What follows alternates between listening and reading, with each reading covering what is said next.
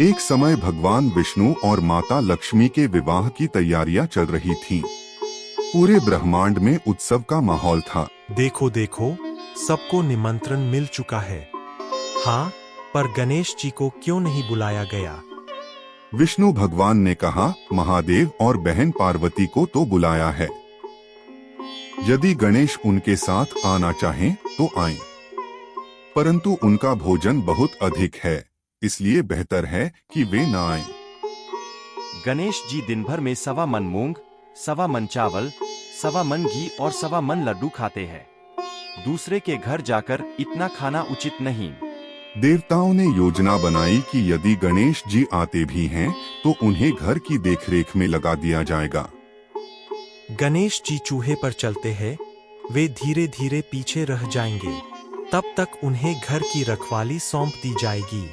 बारात निकलती है और गणेश जी दरवाजे पर बैठे रह जाते हैं। गणेश जी का अपमान देखकर नारद जी वहां पहुंचे। नारायण नारायण। हे गणेश, आप यहाँ अकेले क्यों बैठे हैं? मेरा अपमान किया गया है, मुझे वैकुंठ की देखरेख के लिए कहा गया है। हे विघ्नहर्ता, यदि आप अपनी चूहों की सेना को बारात के आगे भेज दें, तो उनका मार्ग अवरुद्ध हो जाएगा और सबको आपके महत्व का आभास होगा। गणेश जी ने क्रोध और अपमान के भाव से अपनी चूहों की सेना आगे बढ़ा दी। नन्हे नन्हे चूहे बिजली सी फुर्ती से दौड़े और पूरे मार्ग में गहरे गड्ढे खोद डाले। परिणाम स्वरूप देवताओं के भव्य रथ एक एक कर उन्हीं गड्ढों में धंस गए और बारात ठहर सी गई। हे देव, यह कैसा अपशकुन घटित हुआ? मार्ग के बीच ही हमारे रथ रुक गए। अरे, पहिए तो गड्ढों में घंस गए हैं, अब बारात आगे कैसे बढ़ेगी?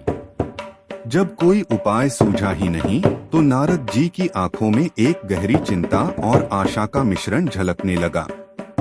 उनकी आवाज में हल्की थरथराहट के साथ उन्होंने कहा, अब विघ्नों को दूर करने का एकमात्र मार्ग है। हमें गणेश जी का स्मरण करना होगा, जिनकी कृपा से हर बाधा का नाश होता है।